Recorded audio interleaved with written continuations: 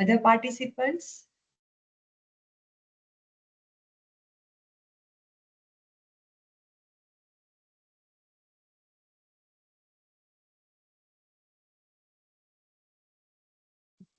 Principal sir has joined us. So, Guari sir, can you take the pictures of our principal sir?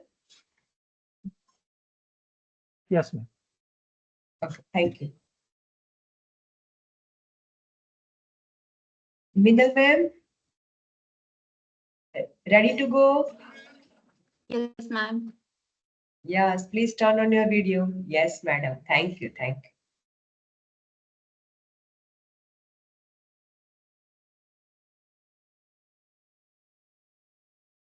All have joined.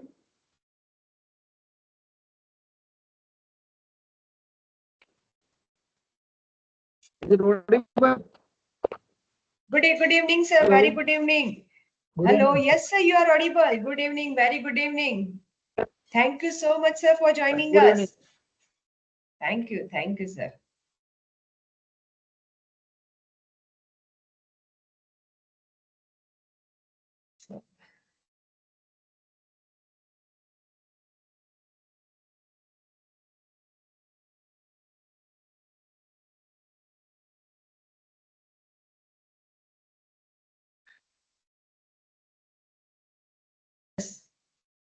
Right?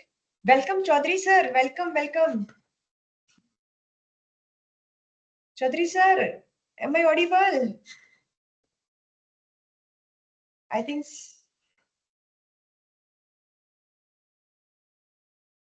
Hello. Yes, ma'am, you are audible. Okay, okay, sir. Now Shilpa ma'am is there.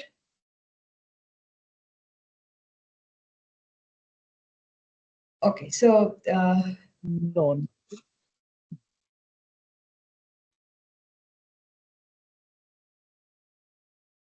now Minal ma'am, let's start today's session.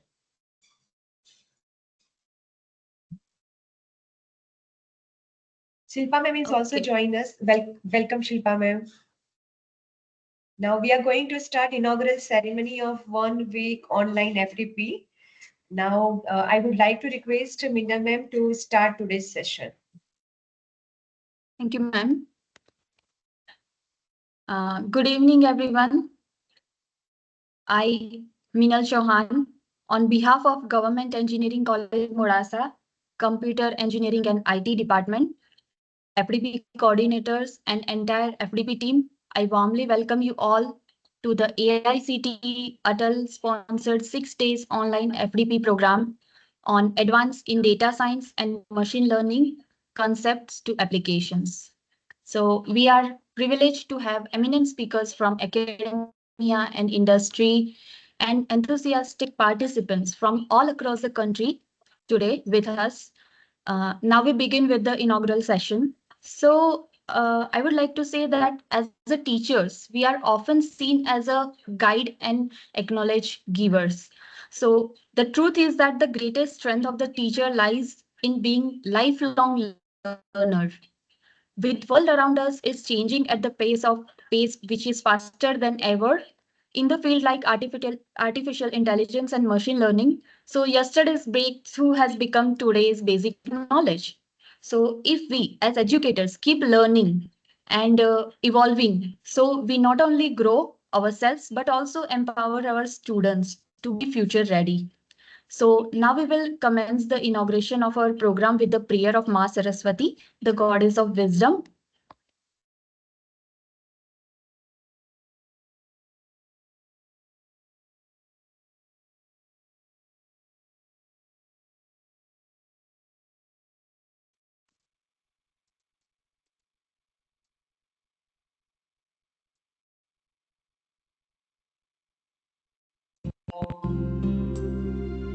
या वन्देन्दुतुषारहारधवल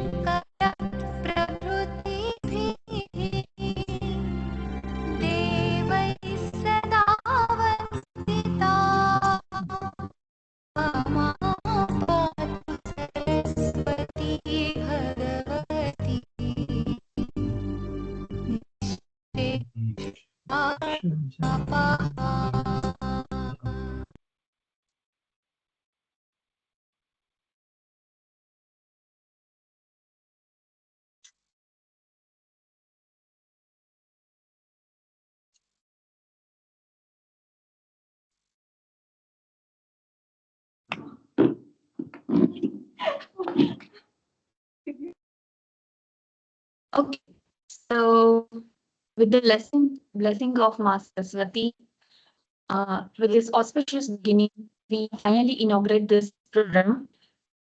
So, we all are living in an age of data, where data science is the way of finding insight from data.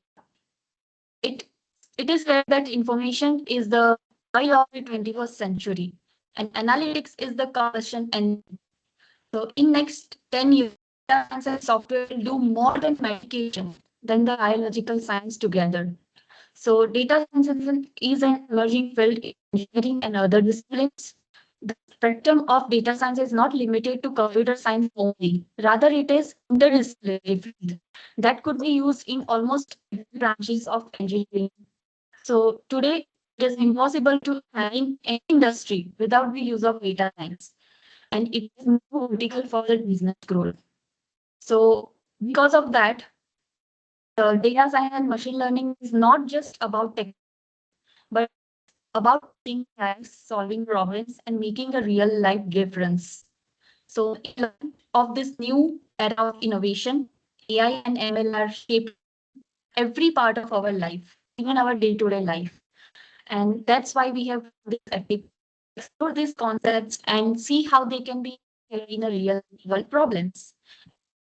Will now begin. So now I would like to invite our course coordinator, Dr. Dale Ma'am, an associate professor and head of the Department of Computer Engineering Department at Government Engineering College of Modasa. Ma'am will now address the gathering. Over to you, ma'am. Okay, thank you. Thank you so much, Professor Minal Chauhan. So, good evening to all the esteemed dignitaries, our respected principal, sir, Dr. Jitendra Kumar Dey, sir, all respected faculty members, distinguished guests, and all the dear participants. On behalf of the Computer Engineering Department of Government Engineering College, I wholeheartedly welcome you all.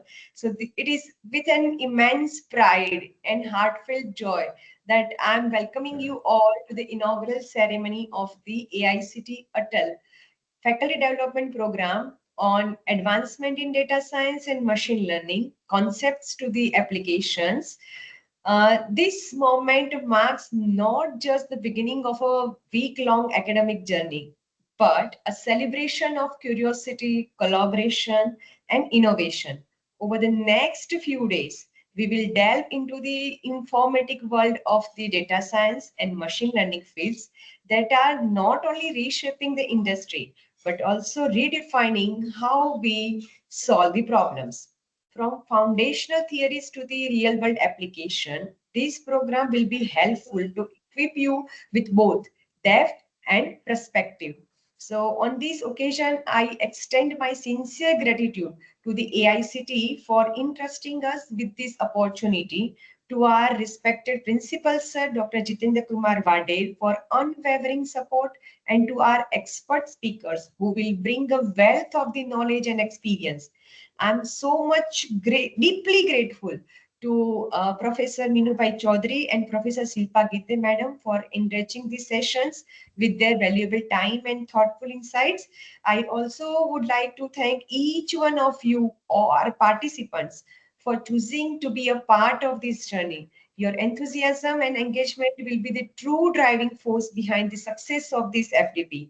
I sincerely extend my heartfelt gratitude to all the faculty members of the Computer Engineering and Information Technology Department of GEC Modasa for their unwavering dedications and tireless effort in making this event a resounding success.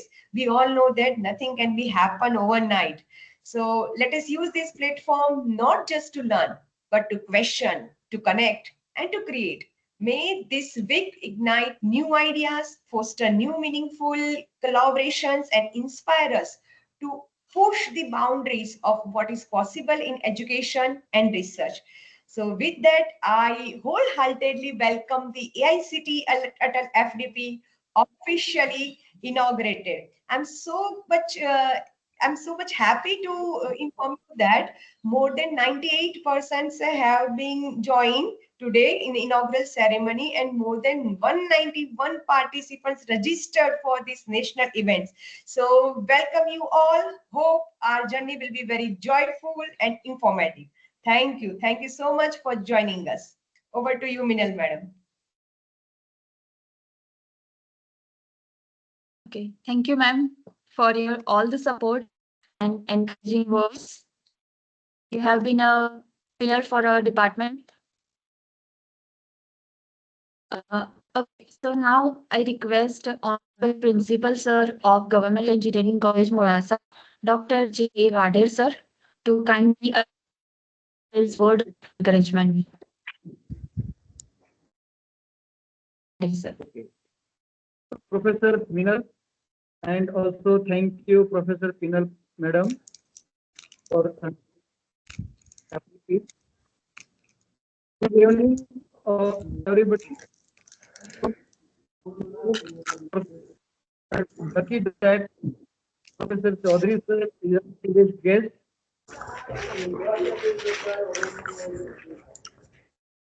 Working at Venkateshwara Group of Institutions, Ahmedabad. I also welcome Shilpa Madam. She is a professor at Symbiosis Institute of Technology. I congratulate Pinal Madam as a coordinator, head of the department, and Professor Goyani as a co-coordinator for organizing this such a nice event for FDP, advancement in a data science and machine learning concept to applications. As we all know that present scenario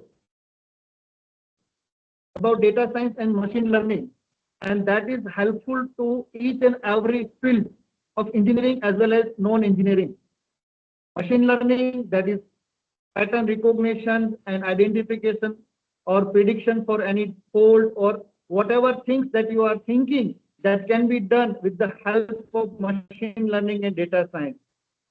Areas like healthcare, finance, manufacturing, transportation, even more things. Today, whatever day to day we are using. So everywhere these applications is useful. As a professor, we all are a learner. So the title selected, that is a data science and machine learning advancement concept to application. That means the fundamental things that we are going to learn in this particular 6-day journey. So this will be useful in our routine as well as to the students for doing projects. So I again congratulate Pinal Madam, coordinator, Mahesh, and all the CIT department. They have taken very much pain for making this event. I also thank our Honorable Commissioner Sir, Sri Talati Sahib, for allowing us and giving a platform as a Director of Technical Education for this FDP. So again, as we all are learners, so this is a nice platform to learn the things and to share our knowledge. I also welcome all the experts, those who have shared their time and giving appointments for sharing their knowledge over here. So thank you all. Wish you all the best to entire team to make this event very successful. Thank you.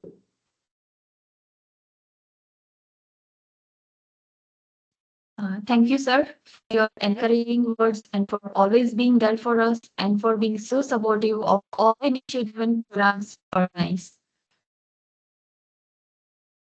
So now it is my privilege to welcome our guest for today's FDP, Dr. M. Chaudhary, sir. Over 25 years of distinguished service in academia, he has served as professor for engineering institutes like Government Engineering College, Morasa, then Gandhinagar, also Delhi Engineering College in Ahmedabad. He has also the position of India's principal and bringing the leadership and vision to the technical education in Gujarat. Previously, he managed commander at the South University, enhancing the infrastructure and academia access. Now, as has guided countless graduating postgraduate students, teaching subjects ranging from artificial intelligence, software engineering, distributed systems, and advanced algorithms. And his vast experience and mentorship has continued to shape our future generations of engineers and innovators. So, sir, now I will request you to kindly address the gathering with your inspiring uh, Professor Dr. M.B. Chaudhary, please.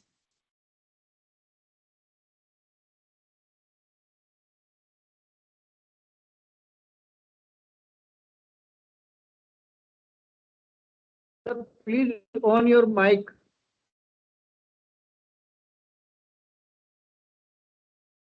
Chaudhary sir, you are not audible. Hello.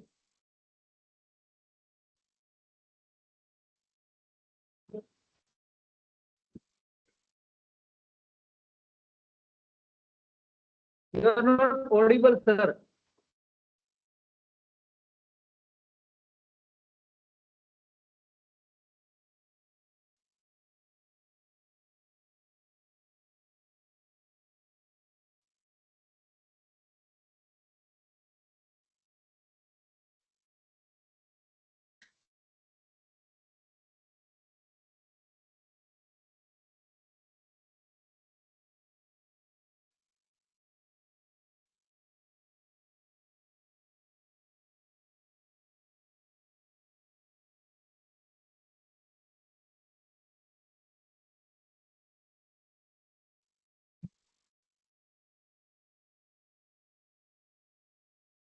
Sir, you are not audible. Hello. Uh, Just a minute. Sir, Just a maybe, minute. sir, your Just a, mic is unmute, but your device is not good. let me call him. Let me call him. Just a minute.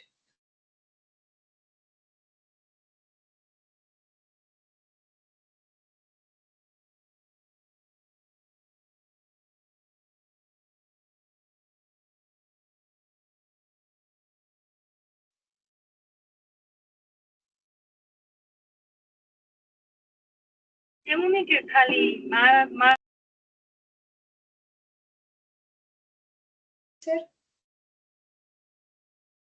No, no, sir, no. Unmute કરો sir પહેલા તમારું. Mute છે.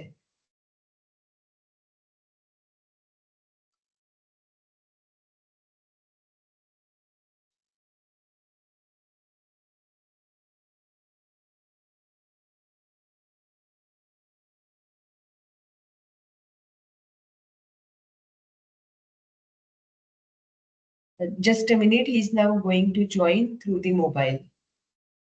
Right?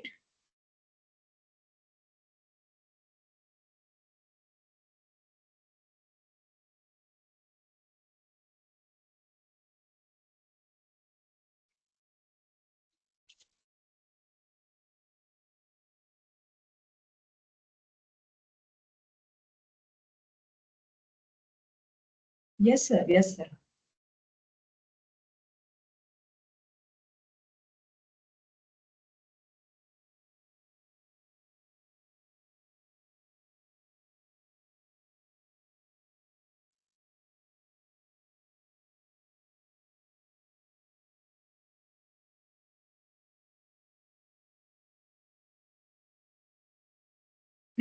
Please admit the Menubai Chaudhary, sir.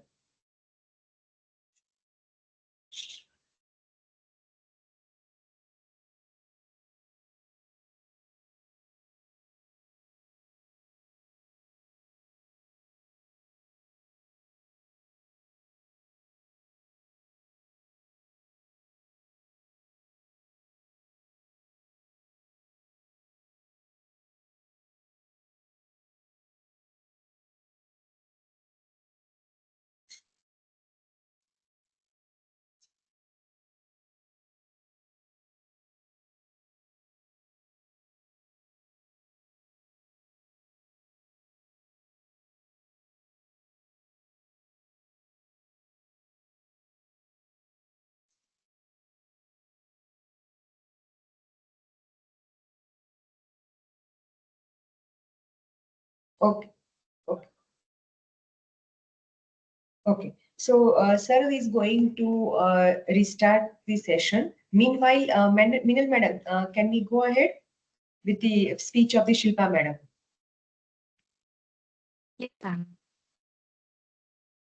So now it gives me great pleasure to introduce our other chief of guest, uh, Shilpa Gite. She's an associate professor in the AI/ML department at Symbiosis Institute of Technology and serves as a research faculty at the Symbiosis Center for Applied Artificial Intelligence, SEAI. Now, her research spans deep computer vision, multi-sensor data fusion, assistive driving, medical imaging using applied AI, expandable and generative AI. We can say this is a wide subjects uh, encompassing the AI and research. Now, with the multiple publications and best paper awards and impactful consultancy work with the Philips India and DRDO, she brings the wealth of expertise and innovation, and we are indeed privileged to have her here today with us. So I request you, Dr. Shilpa ma'am, to kindly address the gathering. Okay. Am I audible? Meenal, ma'am? Yes, ma'am. Okay, okay. First of all, I'm feeling a lot of honor, and it's my privilege to address all the gathering. Uh, just like Penal ma'am has mentioned, you have got almost 190 plus registrations for the workshop, and the theme is also very much apt. As we see that there is a huge increase in terms of AI, data science related streams in engineering nowadays, and even not only engineering, but let's say at Symbiosis, I have seen that even BSc in AI or BBA in AI, those kind of courses are very much gaining attention amongst all the students and parents. So here, first of all, I would like to congratulate entire team of GEC Modesa, and I'm very much grateful for this opportunity. And as I have mentioned, whatever things that we see nowadays, it has got application of AI in some or other way, be it our smartphone, be it our smart transportation system, be it our fit band, which is there and we all wear, or be it, let's say, education related system, be it smart note taking apps that we normally see which are being used in meeting. So in our all the aspects of our life, we see that AI and its use case is increased. And over, let's say, next 5 to 10 years, we all see that there is a huge threat in terms of employment if AI would be booming a lot. So maybe it would be replacing. That is what the fear we have. But we need to understand its true potentials as assistive techniques. So here, whatever contents that are being planned under FDP, you will be learning what AI is all about, how machine learning algorithms are designed, how data is critical and important, so that good machine learning or deep learning model would be evolved. And later on, I think generative AI part, or let's say agentic AI part, would also be discussed in the advanced part of the course of this FDP. So all these topics are very much apt as per the theme and the need of today's era. And as a teacher, there is a lot of struggle in terms of understanding all these concepts, and I'm sure that none of us have learned, let's say, deep learning in their, let's say, graduation. So we all have to dig out all these concepts on our own, and then find out, let's say, good reference books, good links, good research papers, with which all these stuff can be accumulated first in our mind, and that way we can deliver to our students effectively. So there is a lot of struggle in terms of gaining all the desired aspects, because syllabus is changing as per industry need. Our students are very pro because of chat GPT and all other advanced tools.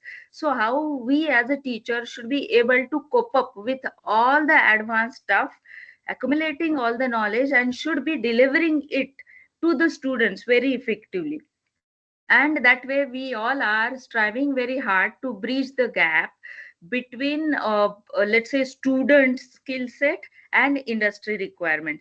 So these kind of FTBs would provide very good forum where as a teacher we all will be learning all these concepts which are required to be in turn taught to our students. And here with this forum we can also connect to different researchers, very good academicians which are working in the same domain. So that way collaboration and networking is also possible. And here I want you to focus more upon three things. So first thing, or let's say ideas via this FDP would be AI for inclusion. So inclusion as in we all, let's say not only those who know how to use smartphones or those who know how to make use of English as the more commonly used platform, but we want you to make it more tech accessible to let's say Indians. So as per our requirement we should be able to cater particular system in our native languages like Gujarati, Marathi or Punjabi.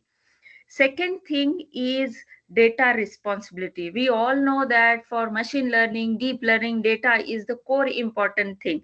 So how, as AI or data science streams, we should be getting the data where we are going to follow all, let's say, aspects related to particular customers or particular people, privacy and ethics related stuff, right? So data responsibility is the second thing. First was AI for inclusion, like any age group or any diverse education background people should be able to use AI.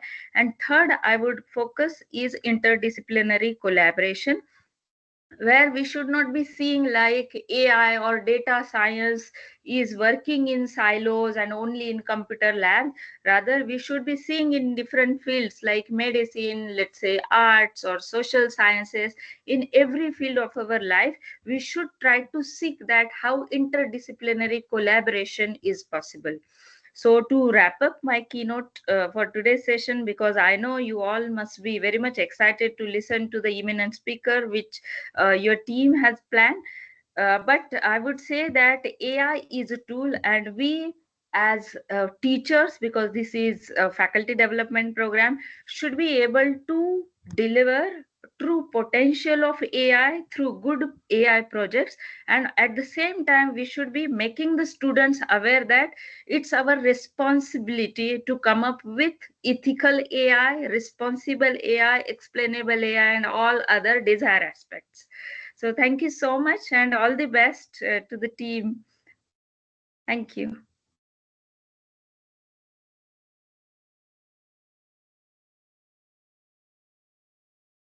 Thank you, ma'am. Thank you, ma'am, for your insightful words and wise words and your experience, sharing your experience and expertise and knowledge about AI and making us realize that how important AI is in our day-to-day life and every step of our life. Thank you so much, ma'am. Thank you.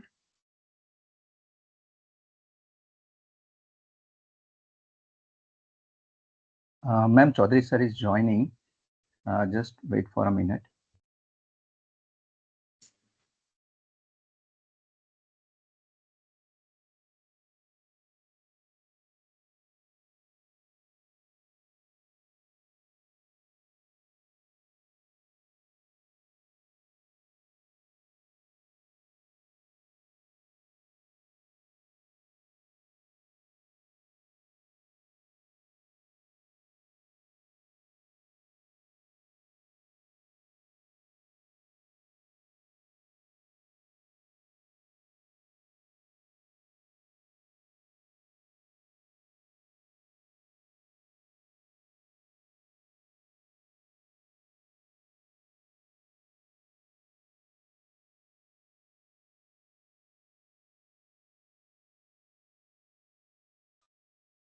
Hello.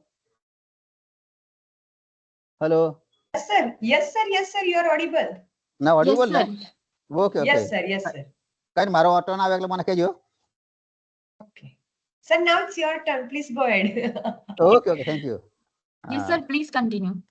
Okay. So when we are talking about the FDP means faculty development program.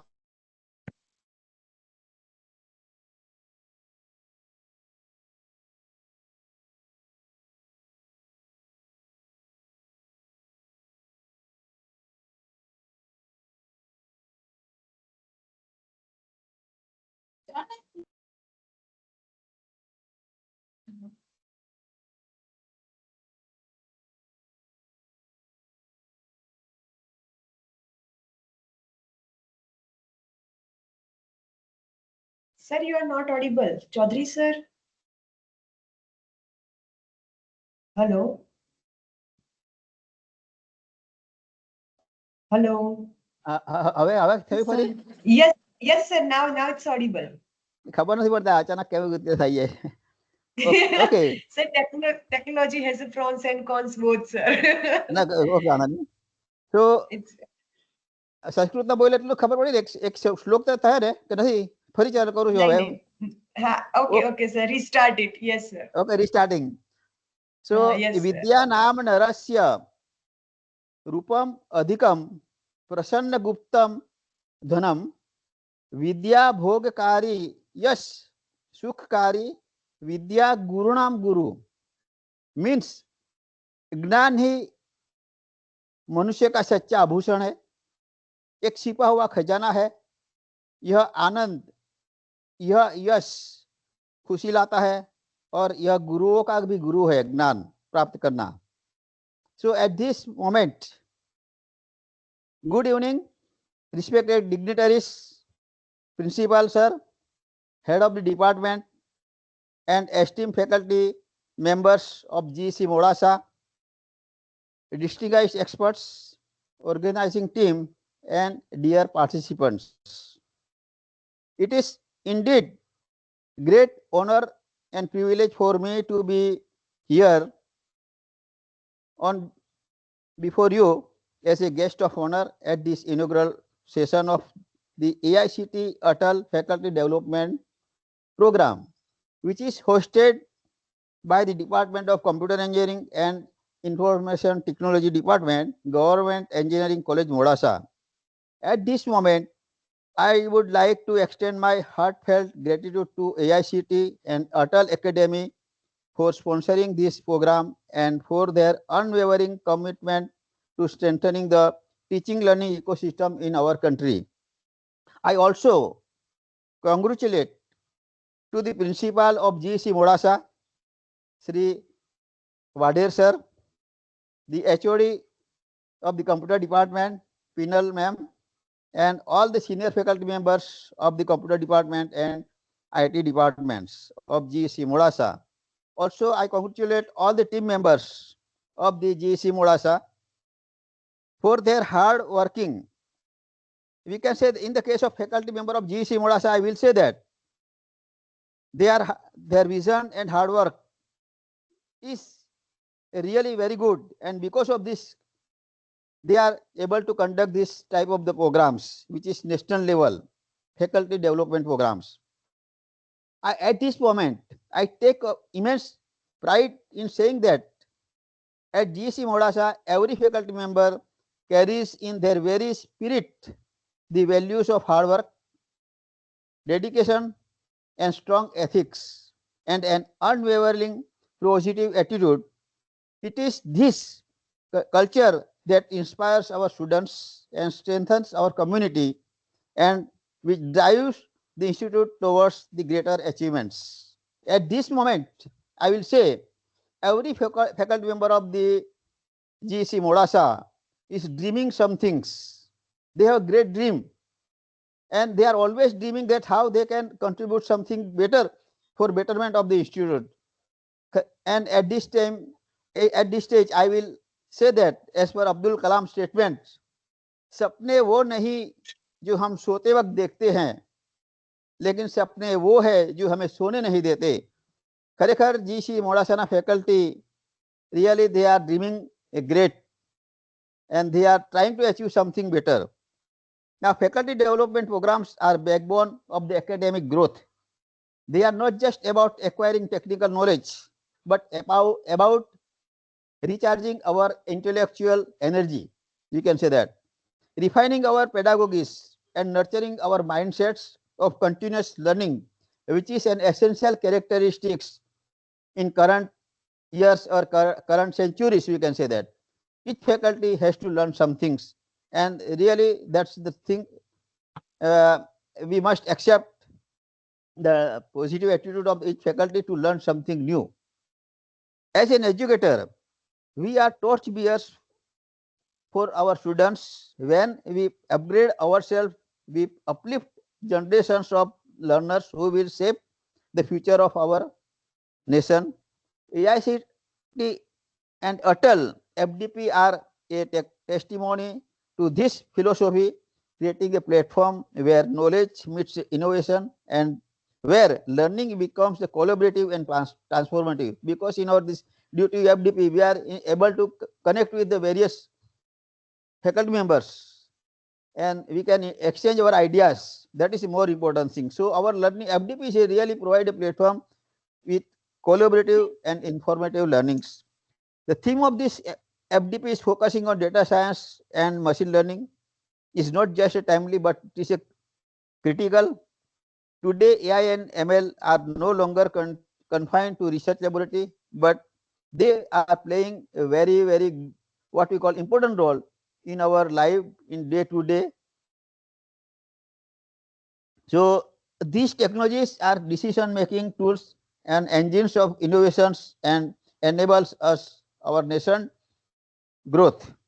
By equipping ourselves with this skill, we prepare our students not just for a job, but for a leadership in a digital area in the coming age, 21st century, which is an essential nowadays. I must appreciate GC Modasa for this consistent effort in hosting such cutting edge programs. From robotics and automation to alternative fuels, this institute has repeatedly shown its commitment to staying ahead of the curve. This culture of academic curiosity, of forward thinking makes it a role model for other engineering colleges in Gujarat and at the national level or across the India, we can say that. To all participants, this program is not just a training session, it is an opportunity to transform yourself. Over the coming days, you will engage with leading experts, dive into supervised and unsupervised learning, deep learnings, and many more real life applications related to the AI and ML. I ensure and I encourage you to ask questions, challenge assumptions, and most importantly, think about how you can carry these insights back to your classroom and in your institutes. The true success of this FTB will not be measured by certificate or session attended, but by how you translate this knowledge into action, designing a new course guiding student research work, publishing impactful research work, and building collaborations that extend beyond your classroom or beyond your campus. That is a more important thing. So let us begin this journey with the spirit of curiosity, collaborations, and courage. Swami વિવેકાનંદનું statement બોલીશ આ સમયે, ઉઠો, જાગો और तब तक मत रुको जब तक लक्ष्य की प्राप्ति न हो जाए. May this FDP empower you to rise, awaken new ideas, and keep striving until you achieve academics and professional excellence in your life. Thank you. I wish this program great success and all participants and enriching learning experience. Thank you very much. Thank you from my side. Thank you, sir. Thank you very much, sir, for your insightful and inspiring words and for gracing this FDP with your presence and guidance. Now, if I may, then on a personal note, I would like to add that sir was head of the department, computer IT department, when we joined. And so he has been an extraordinary mentor, and we already miss you, sir. Thank you so much, sir, for joining us.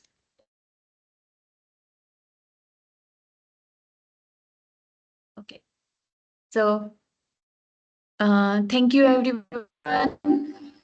Now, I would like to invite our coordinator of this program, Dr. Mahesh Goyani, sir, Associate Professor of the Computer Engineering Department at Government Engineering College, Modasa, for the vote of thanks. Thank you. Good evening, everyone. It is my proud privilege to deliver the vote of thanks on behalf of Computer Engineering Department, GEC Modasa, at the valedictory session on ATAL FDP program. First and foremost, I express my heartfelt gratitude to AICTE ATAL Training and Learning Program for sanctioning this FDP, because of which this program has been possible. And on behalf of the organizing team, I extend my sincere thanks to our keynote speakers, Professor M.B. Chaudhary sir and Dr. Shilpa Gite madam, for gracing today's session and sharing inspiring thoughts with us.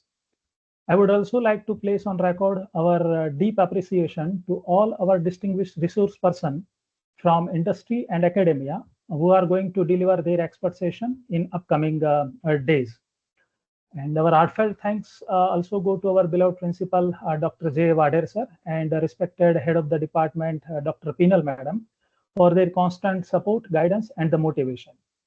And a special word of appreciation for the organizing committee, who have been very keen on this sport. And I also extend my thanks to technical team, all the support staffs who have worked tirelessly behind the scene to make this event possible.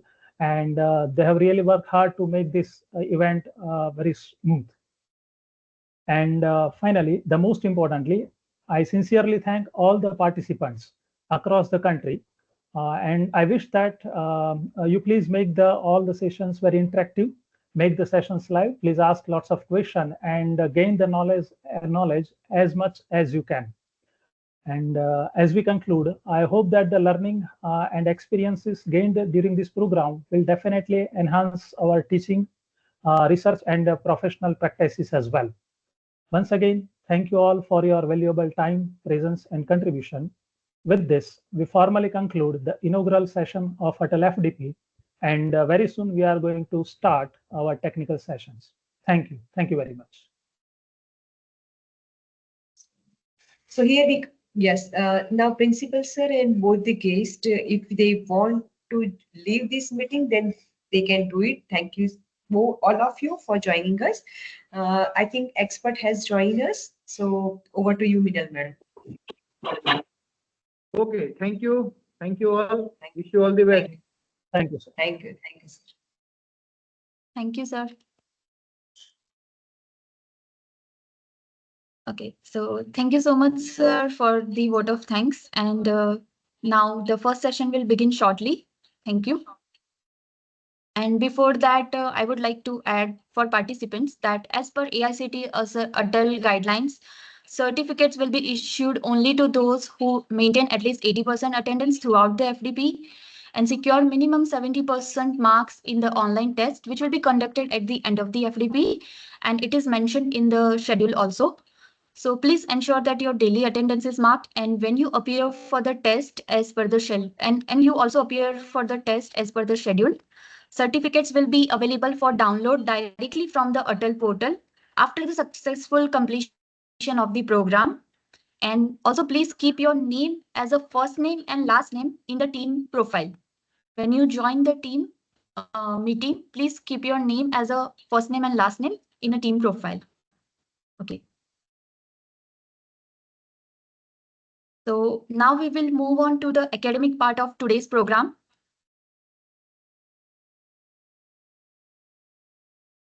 It is my pleasure to invite our session expert, Mr. Pratik Machar, CTO at the Silver Touch Technologies, who will be leading the first session of this program. And the topic for the session will be Introduction to Data Science and Machine Learning, Concepts and Tools. So our expert, Mr. Pratik Machar, is currently working as a CTO at Silver Touch Technologies, having a 12 plus years of experience in IT, innovation, and enterprise AI ML solutions. He has successfully led projects that integrate advanced technologies into real-world solutions. And it is a truly privilege to have him here with us today to share his expertise today. So now I will hand over to you, sir. The session is yours now. Thank you, ma'am. Thank you, everyone. I hope I am audible.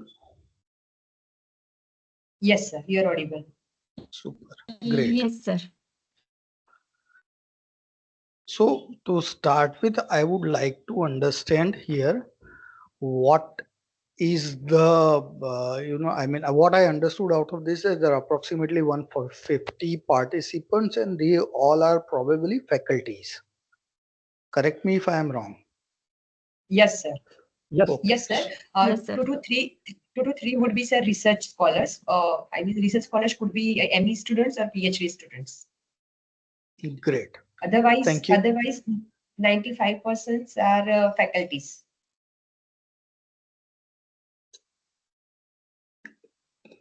Great. Thank you for making me clear about that. My next question is, what is the time duration of this presentation? Is it half an hour, 1 hour, or what? So 1.5 hours. Okay. I would probably not be able to take 1.5 hour, but I'll try to stretch as much as I can because I have some other meeting coming up, but I'll try to make it up to 7:30 or max 7:45. Okay, not an issue, sir. Right. My next question here is how you guys would like me to take it forward, pure technical or some kind of overview plus technical. Sir, let's start with the overview and then technical. Okay, great. I will move through my presentations that way. Sure, sure. The topic of today is kind of very open and generic. So what I have decided is to focus on a specific area of AIML implementation, wherein we would be focusing on specific tools and concepts of data science and ML. That is related to how we manage or how we deploy models in AIML. I'll shortly start my presentation. If it's visible, just let me know and then I'll move through the slides. आहे ना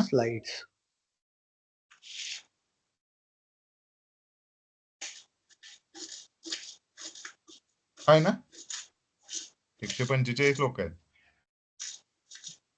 I hope Yes, sir, my it's screen is visible. great. So this is the topic of the day, how we manage deployment of AI models.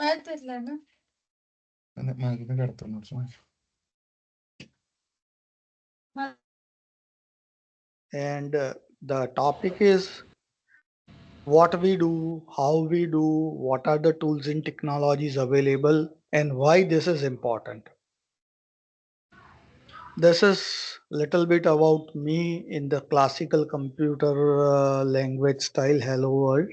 So I work with Silvertouch as a CTO. It's been approximately 4 years. I'm with Silvertouch, having approximately 25 years of experience in various enterprise software product development, and I've been working with AI approximately 6 years. I'm a voracious reader. Driven by vision to unite compassion with business. It is very challenging, but that is what I'm trying to do. Below is my contact detail if any one of you wish me to contact. It's the same email address, Gmail, Yahoo, and Silvertouch. So this is what we are discussing, why deployment matters, what are the model types, what are the difference between development and production, what are the development strategies. I will not talk a lot about development pipeline because it will take a lot of time. Then finally, I'll explain two specific use cases of AI One is LLM, that is large language models, Gen AI, that is what we all talking about, and a computer vision product in production. So how we manage, how we use that, I'll explain in some more detail. We all know why deployment matters, because we actually want to use models in deployment only. In our POCs we do whatever we want to do, but if we want to go into the production, we require reliability, scalability, and obviously cost is a concern, specifically with Gen AI and CV models.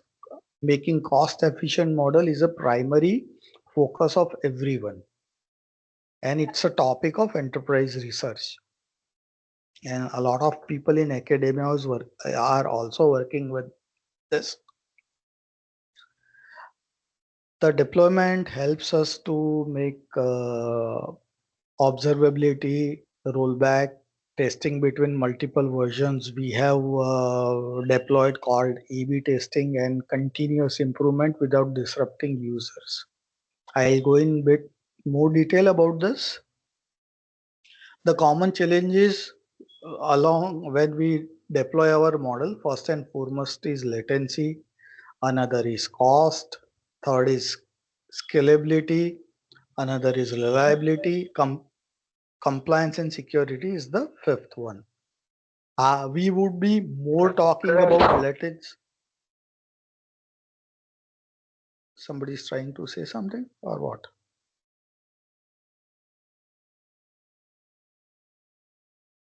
Okay, I think that must be some kind of spike.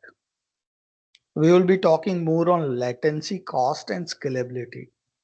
We will skip the reliability and compliance, and we'll save it for the future purpose. We all know that we use models in devs and production. I mean development environment and in prod environment. Prod, we need high availability, strict SLA, security, version control, and continuous monitoring of cost, response, and the control of the same. We don't have that kind of problems with dev. We just test our model. We have lightweight infra. If we have a delay, it should not be a problem. It's okay. We'll manage it while our infra set up in prod. So these are in general different type of models. First and foremost are LLM, like Llama, Mistral, Quen. We can all get them through Hugging Face. Recently, we can also get the model of ChatGPT. They have recently open sourced one of their open weight model, so that we can download and use it inside our infrastructure. The similar is computer vision models available in market. Most common models I have explained, YOLO and different version of YOLO. The owner of the YOLO V8, 9, 10 and all is Ultra Analytics. 5 is a literal YOLO V5 is a literal open source version. Then some segmentation models, classification models, and OCR models, and some latest entry, not so latest, but some very efficient models of SAM and Dino. Dino V3 is very interesting thing. Yeah, if you want to try, you can try Dino V3. Then there are classical models like a random forest, trees, bagging, boosting, linear models, kind of models. And there are some advanced DL models. We all talk about CNNs and LSTM and NLP task for time series CV forecasting. So these are the 4 broader categories of models which we use in production, and out of this 4, I'll try to explain how we have used LLMs and computer vision models in production. To be very specific, we are not going to discuss here about how we use it on cloud. Our focus would be using them on-prem, because on cloud they provide hosted APIs, they provide their own services, one-click installation and everything, which has no fun and which might frustrate us if we want to use it for like garment use cases or some private use cases wherein we cannot expose our data. So for that kind of scenarios and for the controlled environment, we generally use LLM and computer vision, wherein we install these models on-prem. So this is what would be our topic. How can we modify the models? How can we optimize them? How we can efficiently use it over the on-prem infra? So this is what we would be talking about.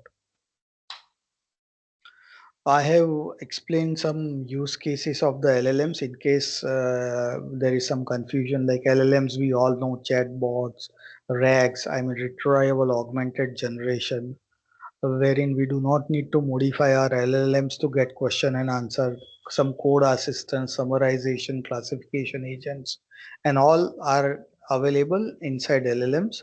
Computer vision, we all know, I mean, safety monitoring, autonomous system, document automation, OCR and all. And there are custom models for forecasting and personalization and recommendation system. Let's discuss a bit more about dev and production. Before I move, if you have any question, please let me know, or you can type in the chat. I'll look into it periodically.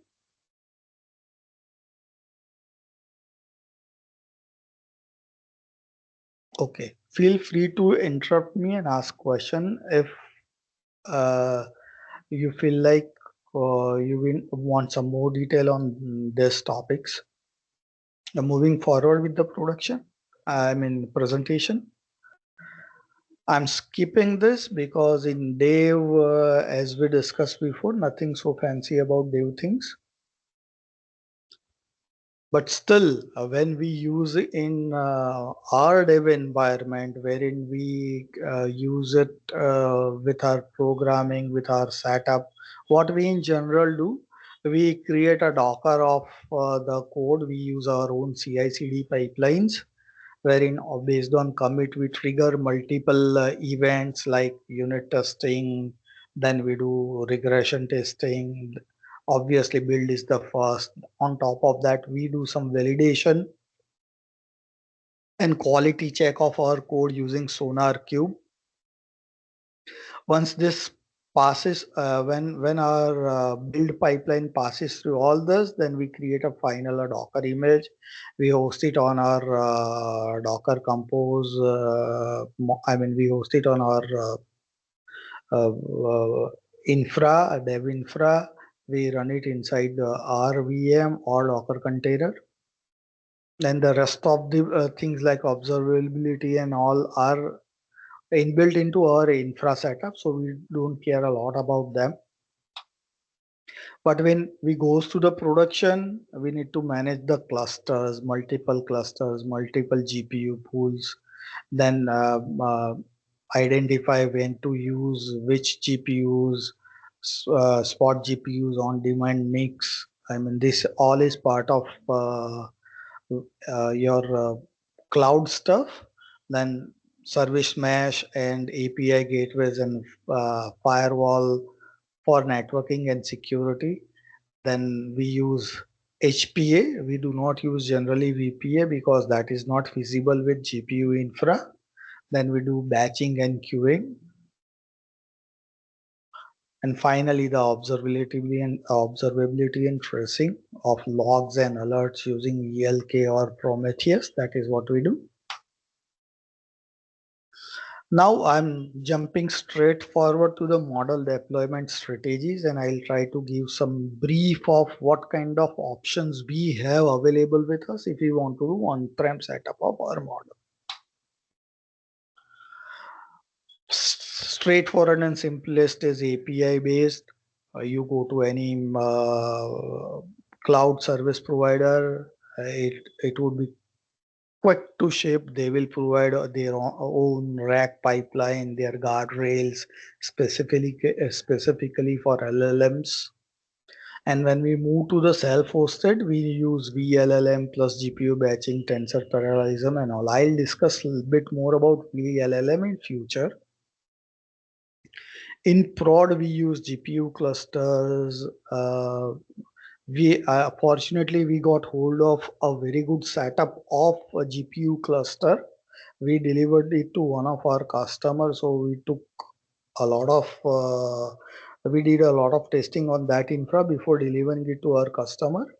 That was a cluster of 16 A100 GPUs which we have delivered to our customer, and that was one of the biggest order or biggest setup of A100 GPUs in Gujarat. So we were fortunate to work with that on on-prem mode. For the computer vision models, we have multiple requirements. Sometimes we need to install that models on edge, wherein we use devices like Jetson Nano and all, because we might need a tiny GPU. Sometimes we convert into int 8 if we want to run it on Raspberry Pis. And the on cloud, it is very simple. Now I'll start with how and what we have done if whenever we want when we wanted to deploy our LLMs and CV models in production. So this is a real use cases I'm going to discuss here. Up to now, whatever I have mentioned was kind of theory and overview of the topic. If you have any question, please let me know. I'm waiting for a minute or two to get some queries on the chat.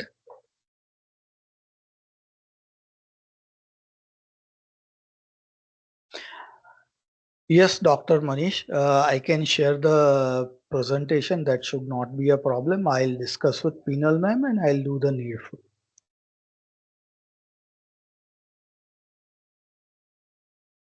Any other question anybody is having related to the topic, or maybe little off topic, but related to AI and ML or LLM?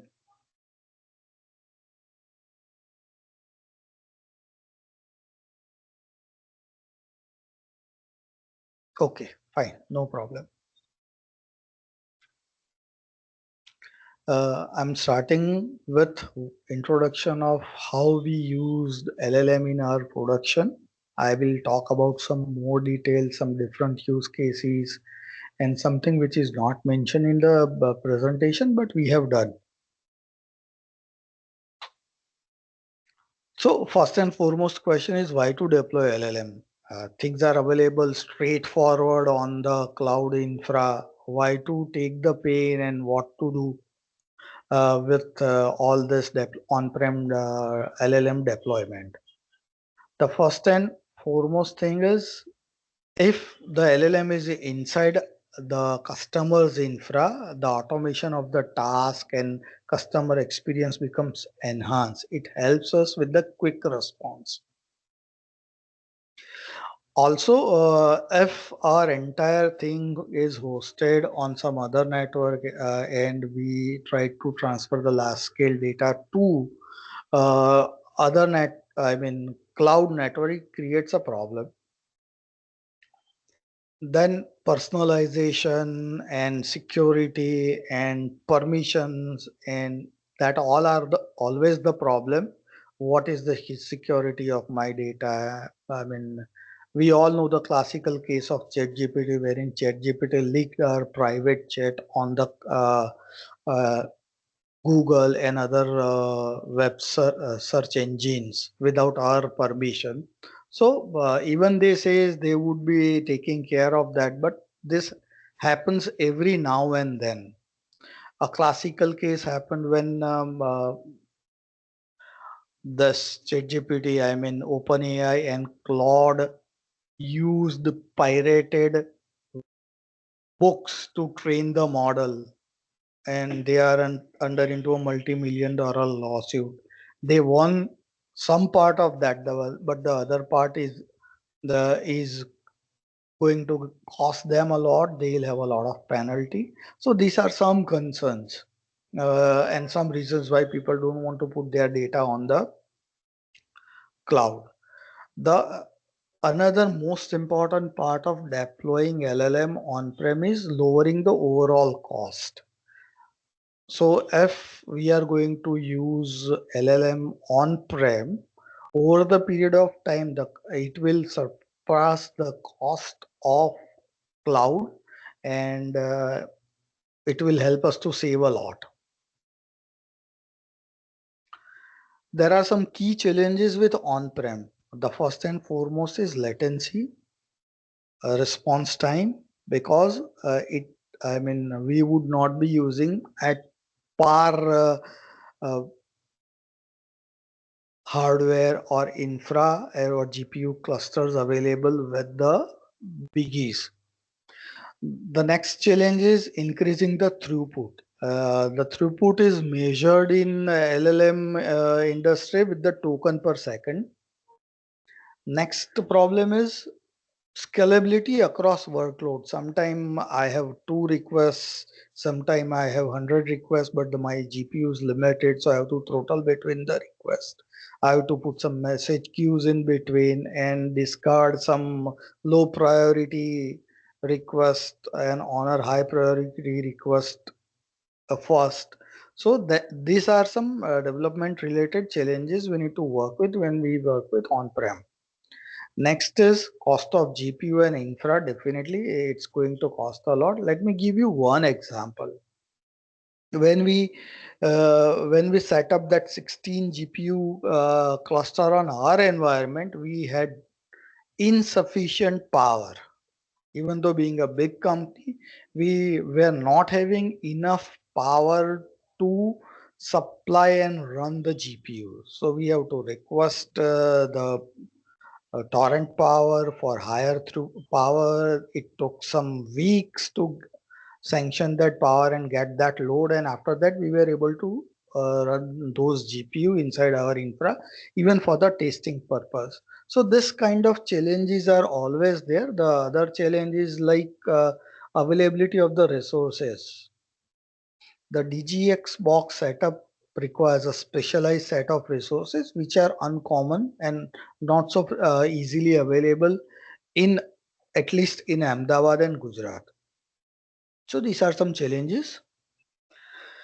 This is overview of what kind of models available and how we define the size. Small models are less than 7 billion parameters, medium 13 to greater than 7, but mostly into the range of 13 to 34, and large is somewhere around 65. So this is the part in between, but this is how they generally define.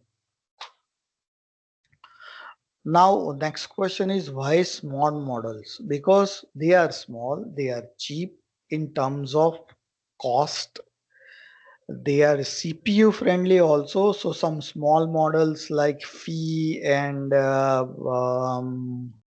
some more models, the Gamma models, we can even run on our regular laptop.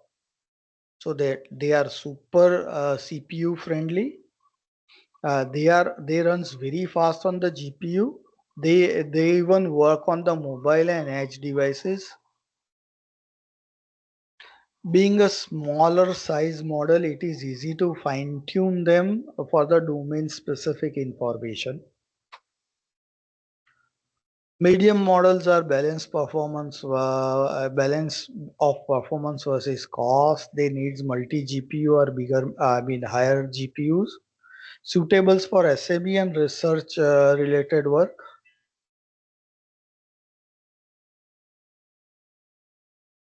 Just give me a moment.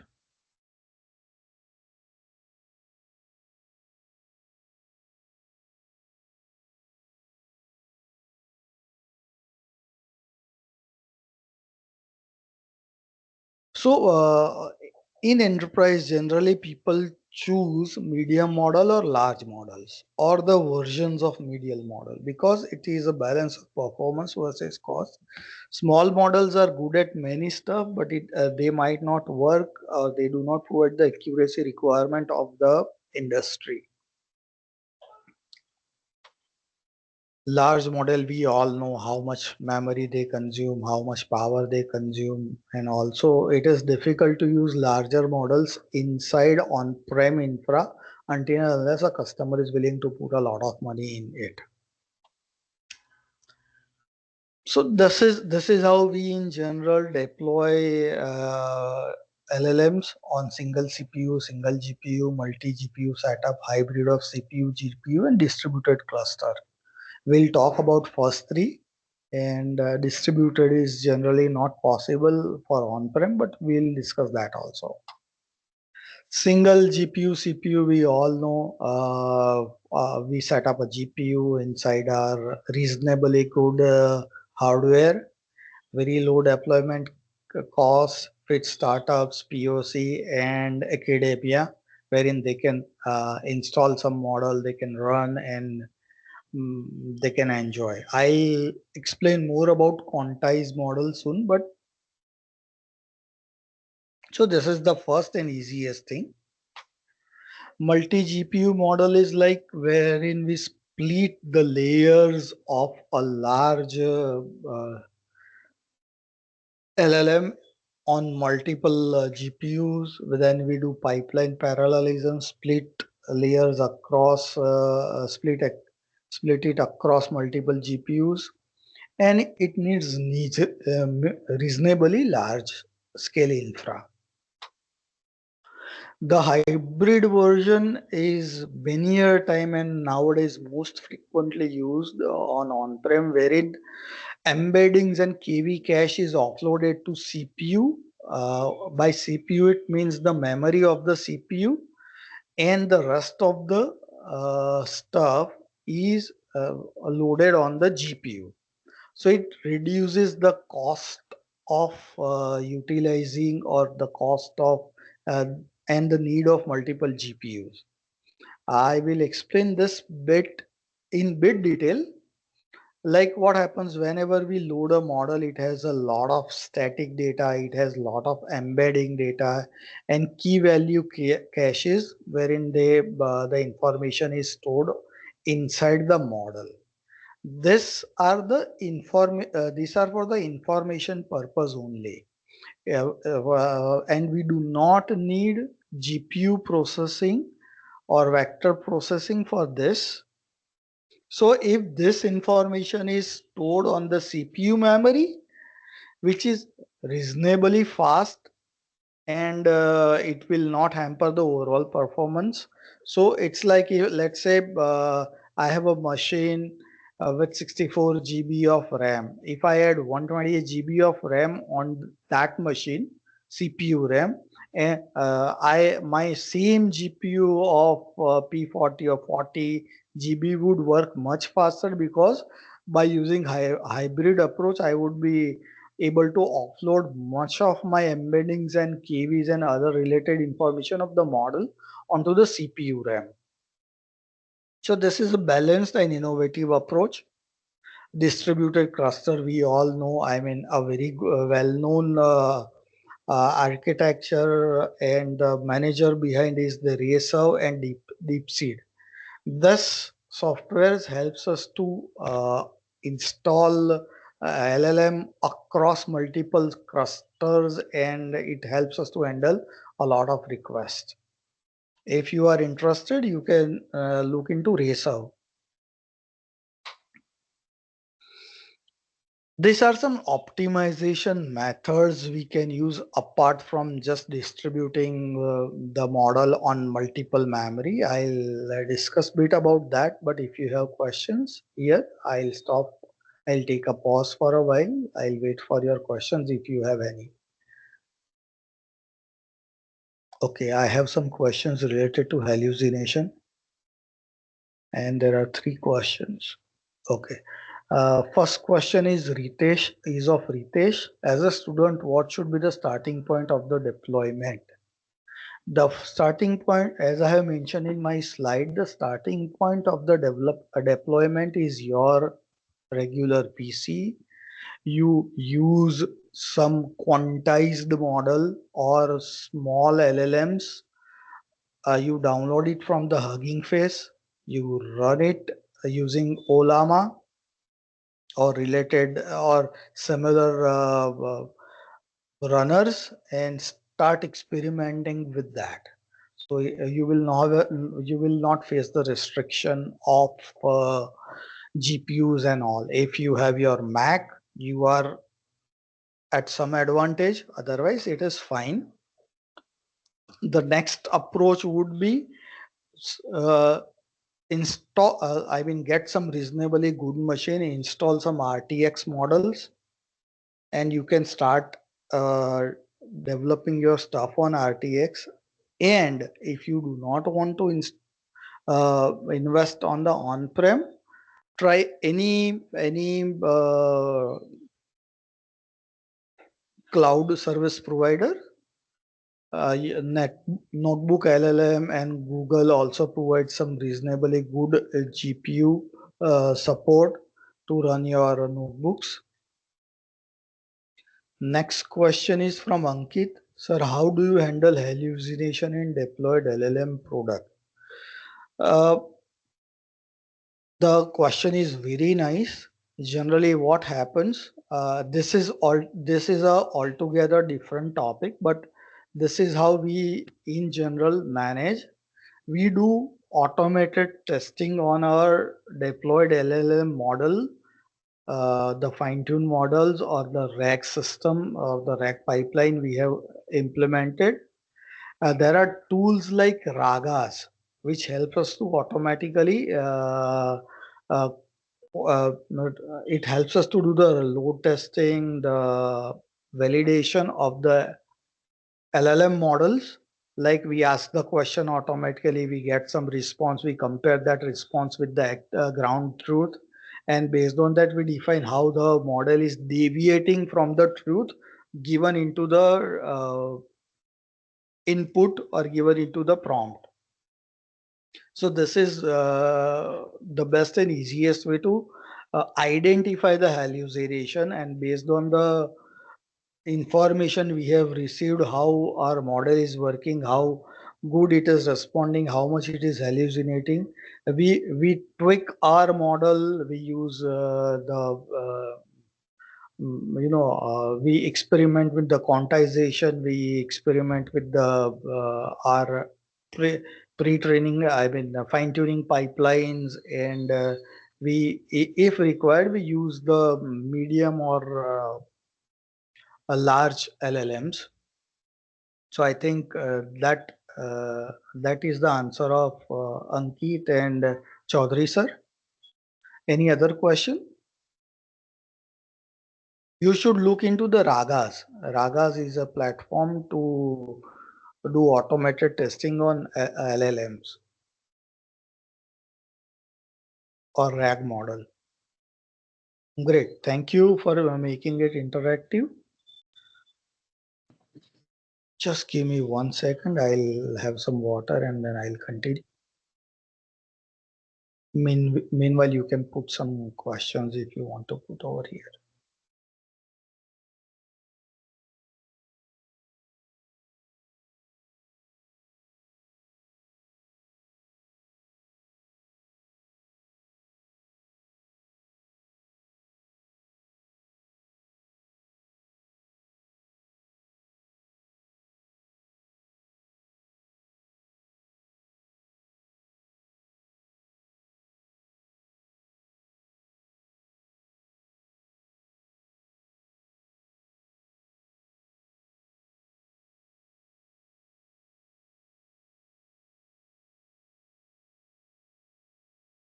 Thank you. I'm back. Moving to my presentation, taking forward my presentation.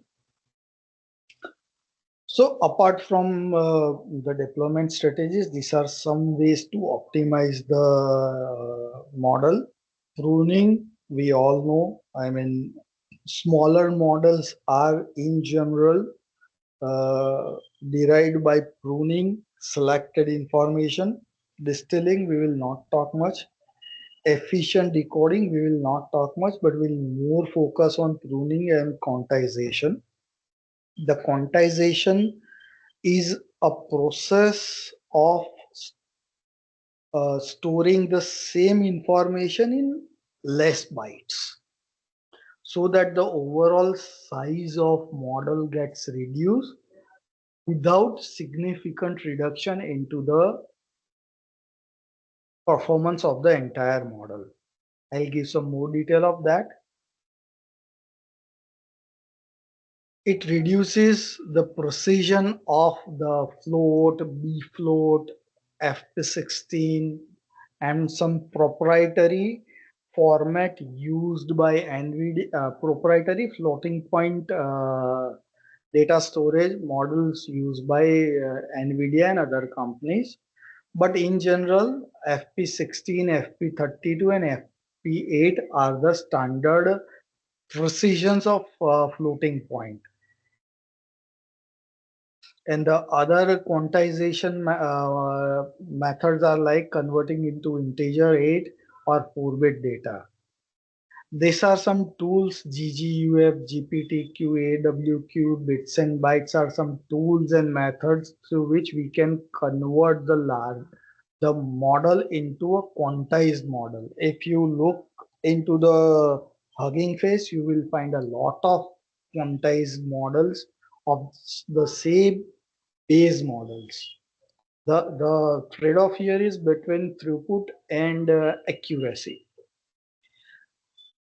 The entire game over here is reducing the memory required by the LLM so that we can fit a larger model into a smaller GPU. The trade-off is between throughput gain and the accuracy and the memory requirement, because the FP16 model would require just 50% of what FP32 would need. FP8 is again 50% of that. Int 8 is even smaller than that. So that's how we reduce the footprint or the size of the model. Against that, we get a better throughput because GPU required to crunch a lesser amount of data. But here the catch is, many a times some specific floating point data processing capacity is not available in some GPU. So even if I convert my model to FP8, the GPU will treat it as a FP16 data and it will use FP16 worth of size. So we might not get a throughput gain, but we will have some accuracy loss. Pruning, we all know it's a standard method of optimizing any LLM or free model in general. Knowledge distillation, I'll just give some detail about that. Let's say the bigger model of ChatGPT knows about a lot of topics. But if I want to create a smaller model related to a specific topic, I will distill the model. I'll create a smaller model which has just specific information I need, and I can use it inside my on-prem setup. Again, there are a lot of issues with all these approaches, but sometimes they works well. In general, there is a trade-off between, again, efficiency and accuracy. These are some more advanced topic: flash attention and page retention. I request you to look into VLLM and you will learn how they are using all those things very specifically to increase the throughput without reducing the accuracy of the model. VLLM is a project I admire a lot and they are doing great. You should see it if you have some time. Now I'll pause here a bit. I'll look into if you have any question and then I'll take it forward. Okay, no questions, so I'm moving forward. I hope I am audible. Yes, sir, you are audible. Okay, great, thank you. Because this silence is killing me.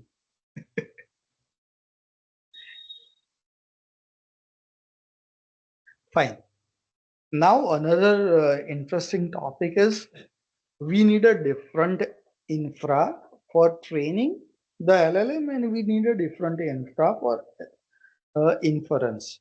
The infra required training is in general huge, needs high compute, storage heavy, and the inference is not so. I mean, it doesn't need a lot of compute.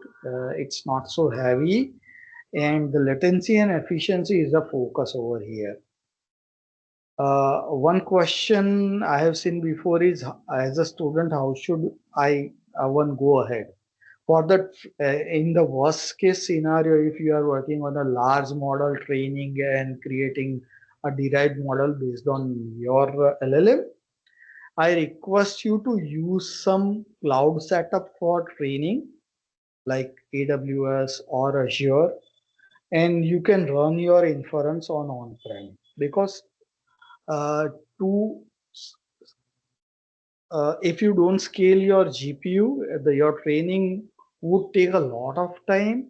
You will get frustrated, and training is an iterative process. You do something, you find some error, you do again, and every time waiting for a huge amount of time, like 2 days, 3 days, with a single GPU setup, it's going to kill your overall speed and momentum. So for training, you should use any cloud setup and inference. Again, you can do it on-prem with a reasonably good GPU.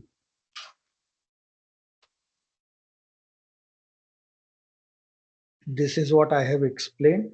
The specific GPUs are H100, H200, A100, A30. Nowadays, H200 and H100s are very common, but you would face a lot of difficulty if you want to get it from NVIDIA. And NVIDIA would say the standard delivery time is anywhere between 6 months to a year, and your project cannot wait for that. So you don't have a lot of options. Even it is taking time to get the RTX and P series GPUs. They deliver it faster, but still. And if you are doing R&D with countries or people in China, probably you will never get hold of these GPUs. For inference, Tesla P40 is good. Tesla, I mean P40 of NVIDIA is a good GPU to start with, because you can fit a medium size LLM inside P40 easily. A quantized model will enjoy it like anything.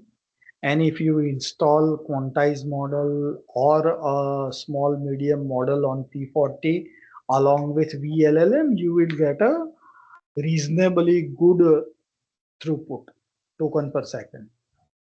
So this is what you can do.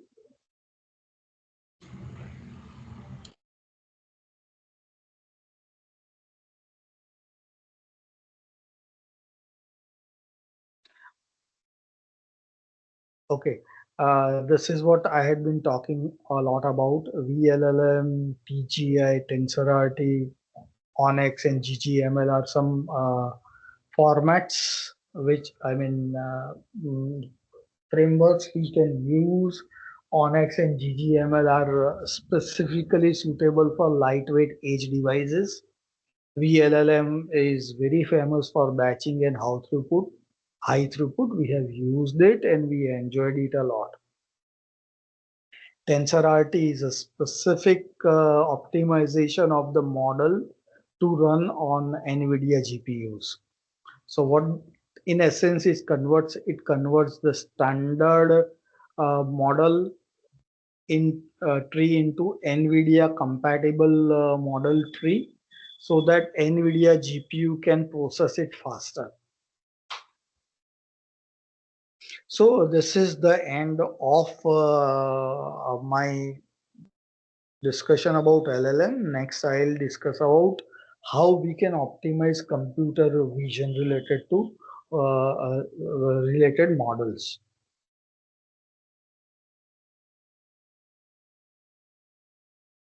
I'll pause here for a moment, and I'll wait if you have any questions or if you want to ask any question.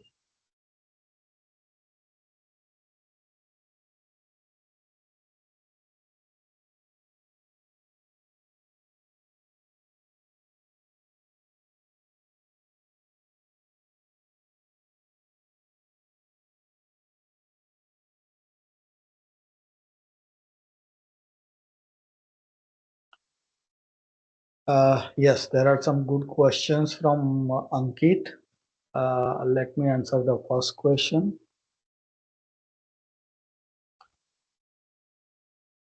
Anything and everything you do for the optimization will always have some compromise on the accuracy. For example, people are working with FP16, FP32, and even FP64, right? But training a model on FP64 is in general unheard because it consumes a lot of GPU and it takes a lot of time. So even while training, we compromise. And similar trade-off between efficiency, availability of the resources, need of time, and so it always goes. And there are standard benchmarks available for measuring the LLM for a specific task. For example, there is a benchmark of measuring the accuracy of summarization. There is a benchmark of validating the accuracy of the rack pipeline. And similarly, there are benchmarks of math or capability of the model. There is a benchmark of Q&A of the model. So there are a lot of benchmarks available against which you can uh, check your models. Please look at Hugging Face, and in general, with many of the good models, they will explain how their model is performing after quantization against the benchmark. For hallucination also there are benchmark available. Unfortunately, I am not able to recall it. And the last is best use case product of the LLM model. There are many. In fact, we have worked with a lot of use cases, but the most adopted and widely used uh, use case in the industry, I'm not talking about academia and generic use cases, is RAG pipelines. The RAG is the most common and most popular use case of LLM. The other good use cases are extracting information from the document, from the text, summarization, and all are most popular in industrial use cases. There are many advanced use cases also, but I am translating the question best into most popular.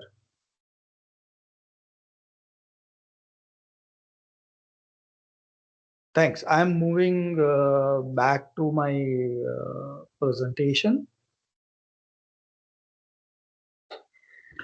We have discussed so far about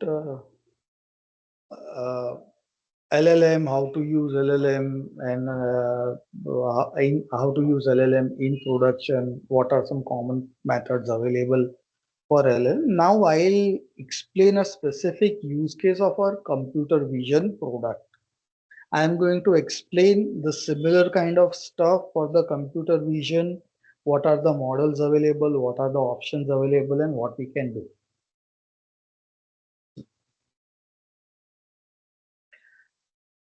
Let me go through the presentation one by one. The similar is, this is similar of what we have discussed before. Like LLMs, computer vision models like YOLO and all are generally producing FP32 models. Again, when we are creating a computer vision model like YOLO or SAM or many similar, they will, if they are on FP32, they will consume a lot of memory, and it will also limit the number of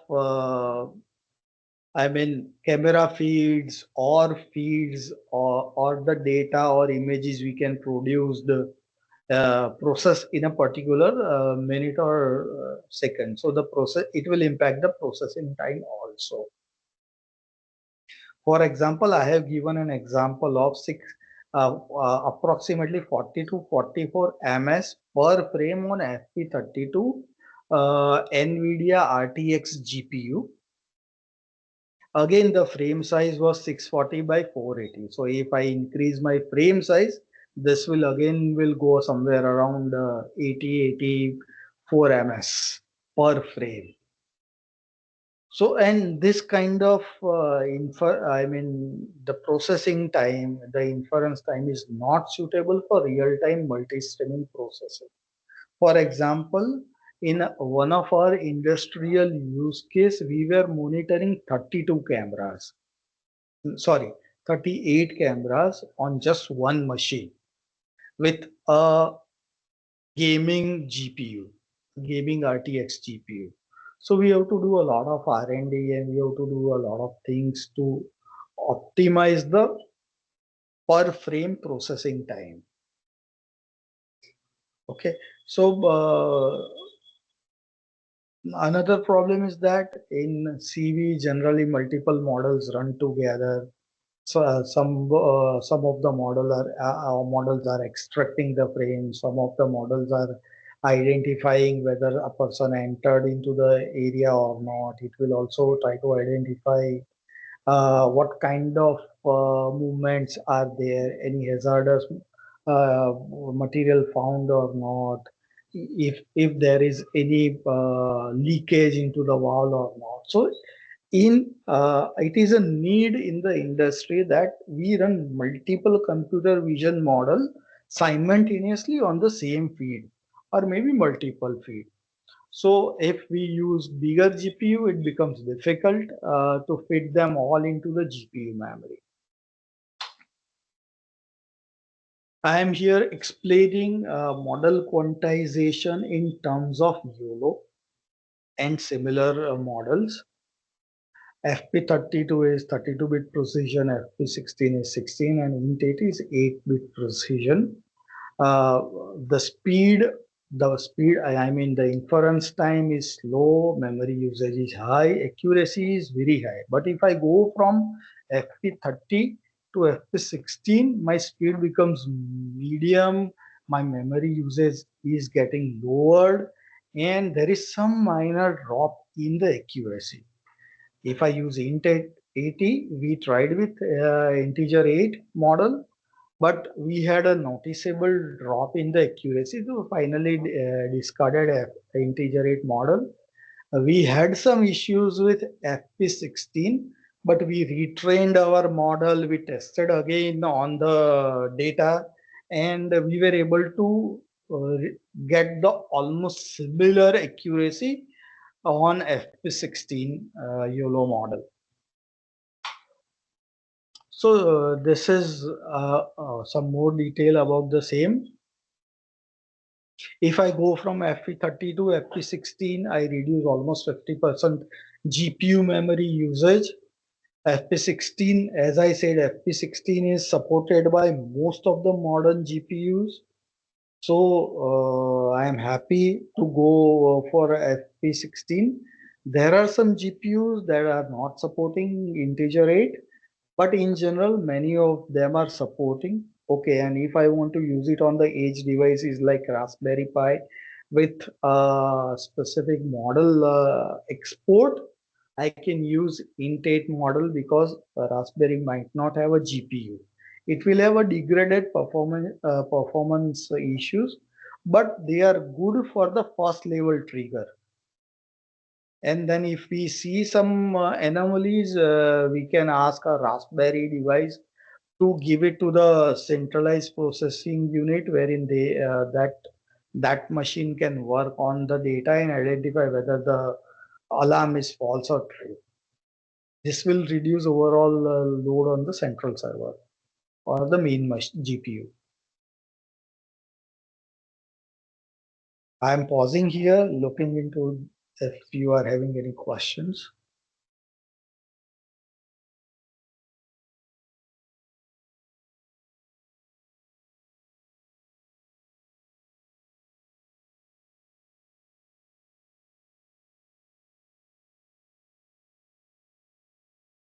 Thank you for asking the question, Anil. Okay. There are multiple ways to work with medical imaging. First and foremost, I mean, I recall one of the area wherein we work with medical imaging. The first layer we worked is identifying our area of interest out of the entire image. So let's say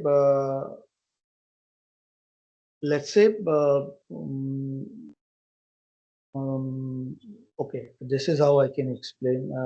Let's say I'm working on detection of the kidney stone. First and foremost, what I would do, I would create a segmentation model which will accurately define kidney and related areas. And I use that output further to in my next model to identify the location of the kidney, the size of the kidney stone and all. So this is one way we can optimize the overall pipeline. Another option we have is like what we have did. If we do the quantization, we might see some performance problem. We annotate the data again, we process the data again, we identify into the areas wherein our model is not working well. We fed that model with more similar information or synthetic data, and we try to gain the performance back in the quantized model also. As I have mentioned before, 4-bit quantization might not be supported by many of the GPUs, but if it is available, it works well with integer data, but there is a lot of loss of information. So again, we can use it for the classification and some raw processing, but in general, even if you want to test it, go for the Olama, download a 4-bit model, download the 8-bit model, download FD16 model, and test yourself how it is performing. The 4-bit quantized models are easily available on Hugging Face. The next question is, what is the power consumption usage of each model? Are they coded based on per requirement also, as this must be a high power hungry models? Training in general consumes more power. Inference does not consume so much power, but when we talk about power, first and foremost requirement comes how good servers are you using, because you need to provide a cooling system, you need to provide a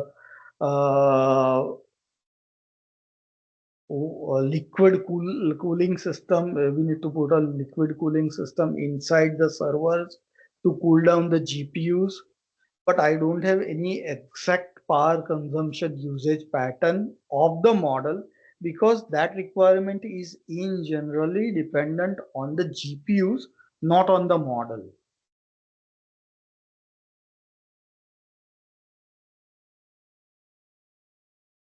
A question of Anil sir is, LLM handles multiple tasks without task specific training. How does it possible? Actually, LLM is trained on multiple tasks.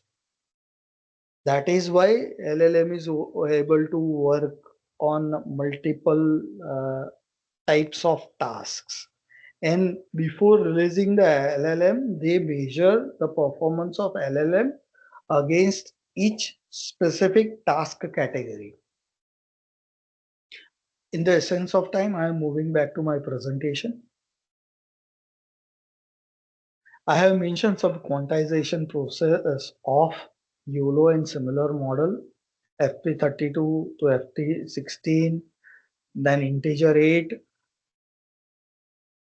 Then we use some calibration like converting the standard model into TensorRT compatible model so that it performs faster on the NVIDIA GPU, or I can convert it to the ONX runtime model so that I can make my model available to run on multiple GPUs, multiple types of GPU, not just NVIDIA. And we validate accuracy against baseline FP32 model.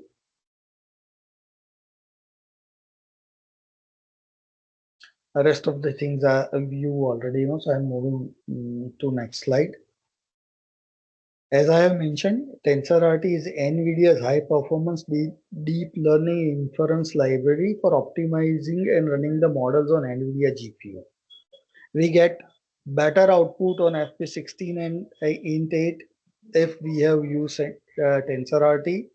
It reduces the latency and it gives us an opportunity to run multiple models on the same hardware. Onyx is another open standard models. It provides interoperability so that I can run it on PyTorch, TensorFlow and other ML frameworks. If I am exporting my model to Onyx, I can be rest assured that my model can be used on multiple GPU frameworks. Okay, one more advantage of Onyx is Onyx even helps us to run the same model in CPU, wherein if we are exporting to TensorRT, they works well on the GPU, but the model will not run on CPU. I'm just talking here more about FP16 because we got a significant performance and memory gains. No special or extraordinary training or retraining required. We did some tweaks, but it worked with that. We did not require to do a lot of training, creating more data and all. And if I'm doing real-time multiple camera processing, in one of our use cases, it worked really well. So these are some advantages. It reduced the memory. It increased the inference time by approximately 50%. It reduced the 30% load and allowed us to process more parallel video feeds on the same model. And the another beautiful advantage is here that I have reduced the overall latency of my inference. So now my model is free to accept another frame because we generally work with 25 FPS or lesser. I mean, the industry requirement is not to work on 60 FPS frame per seconds of input. So if I am getting only 25 FPS and if my overall processing time, inference time reduced, I can use the same model to process multiple cameras. Otherwise, what happens if I want to process multiple camera, I have to load multiple models. So this again helped me in my real-time production. These are some benchmarks for your reference.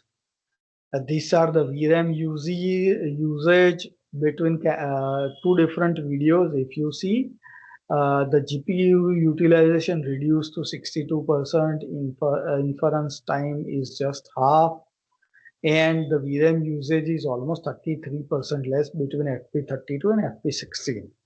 Same for another video, we had tested it and it has similar information. Again, approximately 50% reduction in the inference time, some good reduction into the utilization, and VRAM again reduce approximately 33%. So this is what we have seen, and the performance of FP16 and FP32 is at par after some tweaks, and we are using only FP16 nowadays. We tried with integer 8, but it was not working well, and we needed some more training and all. And thought, let's go ahead with FP16. So this is what is the summary.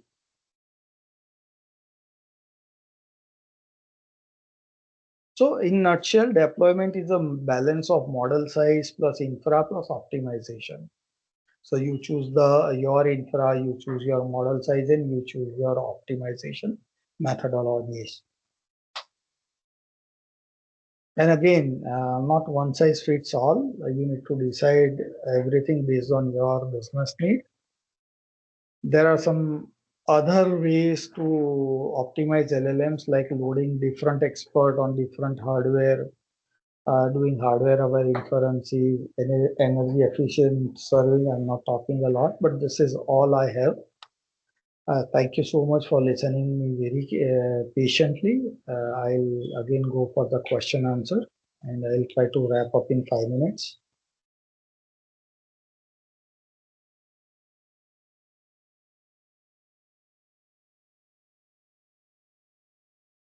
All right, madam, over to you for the closing remark.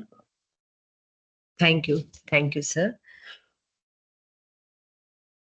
Thank you, sir, for an insightful session introducing us to the concept and tools of data science and machine learning. And we talked about some toolkits drive innovation, which drives innovation. And participants, if you have any questions, you may please ask now.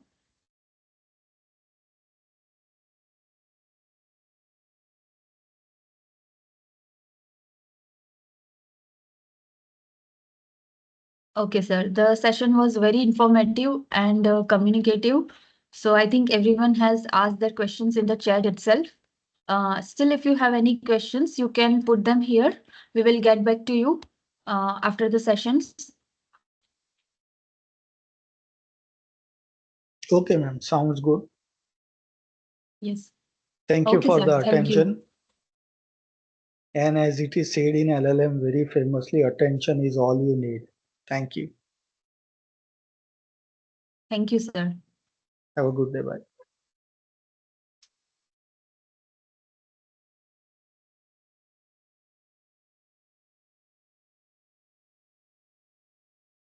Okay, now we will begin the second session for today. And it is my pleasure to invite our session expert, Dr. Mahesh Goyani, sir, Associate Professor at Government Engineering College, Moras. The session will be unsupervised learning, clustering, and dimension. Our expert, Dr. Mahesh Goyani's academic research expertise lies in the computer engineering and data science field. And he has in areas of technology and AI and machine learning. We are privileged to have today, and I will okay. I will give the session to you, sir, now. Madam, can we have a break of 5 minutes? Because now participants are just asking for it. Okay. Okay. Yes, definitely we can have a break for 5 minutes now, and we will conduct the session. Thank Okay, you. so we will start around Thank you, everyone. 7:55, right? Yes. Okay. Yes, sir. Fine.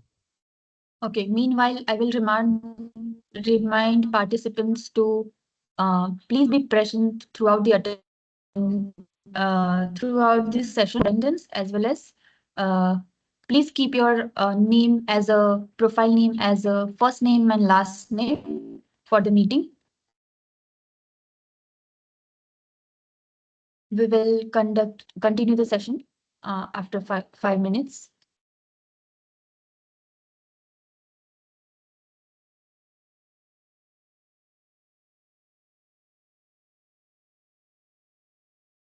Chemical engineer